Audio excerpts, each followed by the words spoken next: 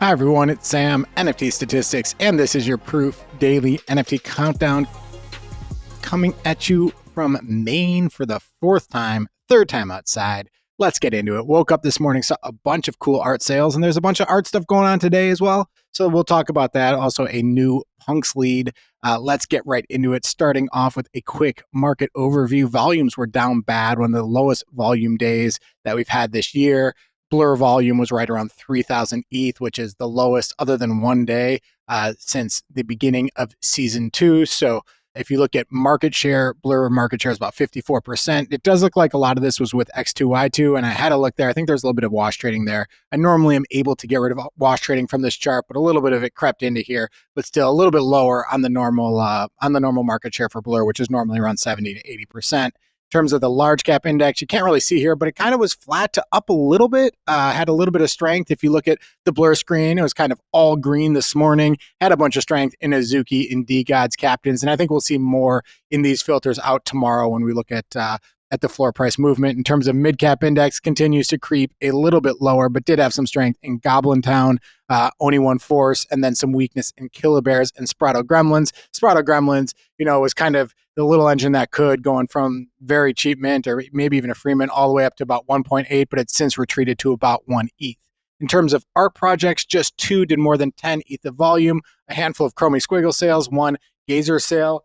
Let's have a quick look, starting off with the Gazer sale, selling into a bid at 10.2 ETH. That Gazer's floor has really kind of held steadily above 10 ETH. We haven't really seen trades below 10 ETH, but we're starting to bump up against that number. There was also a Chromie Squiggle fuzzy sale for 11.7 ETH, but that's not the full story. This actually was first dumped into a bid for about 9.7 ETH. Someone dumped a fuzzy into a collection bid, and the reason was so that they could go out and buy 16 Azuki elementals. So someone dumping a fuzzy, removing that premium, just so they can buy a bunch of elementals really quickly. And the person who bought that with a collection bid had a lucky day. They ended up making 2 ETH on the flip and sold it for 11.7. A Vera Molnar piece sold for 2.44 ETH. So seeing a little bit of weakness in that project versus kind of where it was out the gate. Still well above the mid price though. And then a Memories of Chi Lin sold for 3.2 ETH.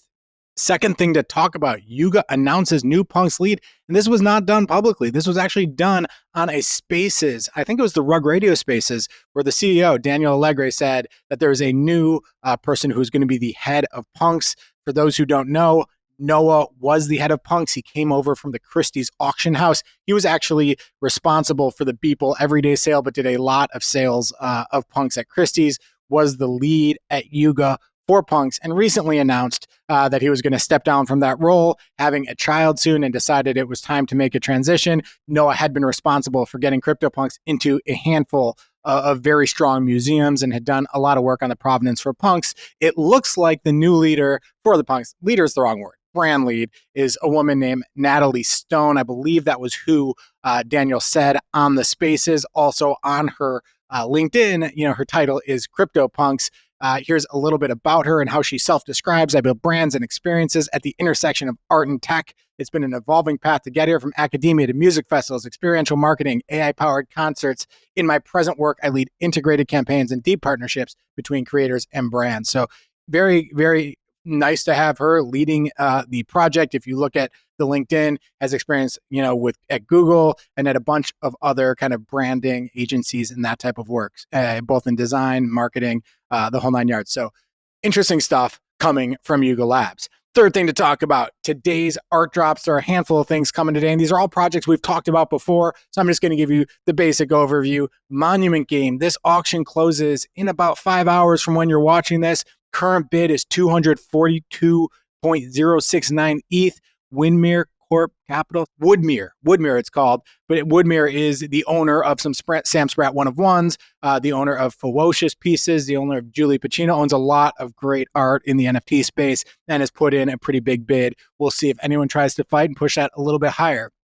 Also, the editions are going to be trading live after the auction ends. And those editions, as you remember, will have in the metadata what the observations were. So that's kind of an interesting piece of this, that they each get those observations from the person who put that ticket in. But it'll be very interesting to see where these trade relative to the 3.33 ETH mint price, it's a beautiful addition. We all know Sam Spratt work in the one-on-one space, has been trading in the primary sales have been well over 100 ETH. So it'll be very interesting to see how this trades. And if you get a little bit more of a discount from that 3.33 price because you no longer have the opportunity at the skull. Although I take that back because the NFTs, whatever NFT has the observations, the 3 observations that get selected will get the skull. So we'll see how that evolves between now and when the council actually makes their decisions on who get the 3 skulls for the Monument game.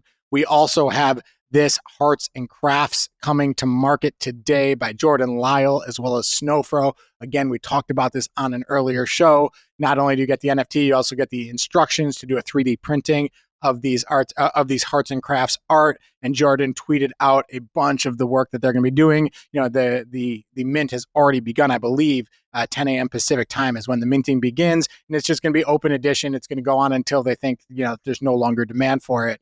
And then Jordan and Snowfro are going to be on a lot of different spaces. We're going to be hosting them. I'm going to be hosting the 100 Proof tomorrow with Kevin Rose, with Derek Edwards, and we're going to be having Snowfro on there. Also, Stevie, I believe, is going to be on that show. So look forward to that. Going to be tomorrow in the morning. And then also the art on internet. Here you have the Rick Ostenbrook mint, which is happening through the Mercedes Velocity Pass. Remember, there are 1,000 Mercedes Velocity Passes, and those are the only people who can bid on these 200. And this 200, it is a Dutch auction or reverse Dutch auction, which I believe has a resting price around 0.15 ETH. But we will see again, only 1,000 people can bid. There are 200 available, but everybody who has the velocity pass is going to get this dropped into their wallet. This other piece from Rick Ostenbrook. So cool stuff there. Lots of cool art stuff happening today. And then yesterday, there were also a bunch of notable sales. Let's talk about those. Starting off, there's a crazy hair Cryptopunk. That red hair kind of goes in and out of being a grail trade or not, but this sold for 70 ETH. That's a pretty serious sale. One of the things I tweeted yesterday is if you look at the total trades over 50 ETH this month, there have only been 70, or I think this probably makes it 71. That compares to March when there were 3,800. Now, again, I think that's it's a little bit apples to oranges because in March you had the floor for both Bored Apes and CryptoPunks was above 50 ETH, and you had people trading them back and forth and just doing a ton of airdrop farming. So that wasn't really kind of real sales, as it were. But if you go back to November, before there was incentivized bidding, 840 sales above 50 ETH. If you go back to kind of 2022, you had a month with 2,500. 2021, when punks completely popped off in August of 2021, over 3,000. So 70 clearly just another stat that kind of speaks to how this market has not been in the best place when it comes to price movement. Last time we were this low was June of 2021, and before that, January of 2021. But in terms of one-on-one sales, let's talk about some one-on-one sales in the art space. I recently tweeted how there was less than 1 ETH of total sales on SuperRare in an entire day. Well, today we had a bunch of sales well at 3 ETH or higher. So let's talk about those. This piece called My Mind, Beautiful Chaos by Etienne Crauss sold for 7 ETH. Here's the buyer, Nerf Pidgey, a Moonbird holder, saying super honored to add this gem to his collection or her collection. I'm actually not sure, but his or her collection. So congrats to Nerf Pidgey. Congrats to Etienne on that sale. Etienne has had a lot of sales kind of in that 10 and higher range, but given the market we're in, still 7 ETH is really a strong sale for this market. And her bio, or Etienne's bio, is not that descriptive. It says Brazilian artist, figure is form, and then has this orange dot basically as their bio. So cool stuff there. Another sale called Blame by Cowboy Killer for 4 ETH. If you know Cowboy Killer, you always got to read the captions. There's always a lot of information there. And so the caption here is the moment of confrontation, a single point of realizing the situation and that there is no going back. Belongings must be divided as we goes to me and you. Things closest to us are the points of most contention. It all begs the question, who gets the dog? So not sure if this is autobiographical or just kind of a story that the artist is telling with the image, but interesting stuff. Other top sales, 4 ETH, I believe, is the top sale for Cowboy Killer. There was another one at 4 ETH a month or two ago, and then a bunch of sales kind of in that 2 to 4 ETH range. So congrats to Cowboy Killer as well as the buyer on that. This piece, Without You by Foe, sold for 3.5 ETH. Foe, one of the more interesting artists in the space, has had a lot of fantastic sales, ranging from, where we are now to as high as 21.7 when they famously put that spiral out, and all of Twitter kind of got behind it and did different memes and different derivatives of that art. Also a bunch of sales kind of in that 5 to 6 ETH range.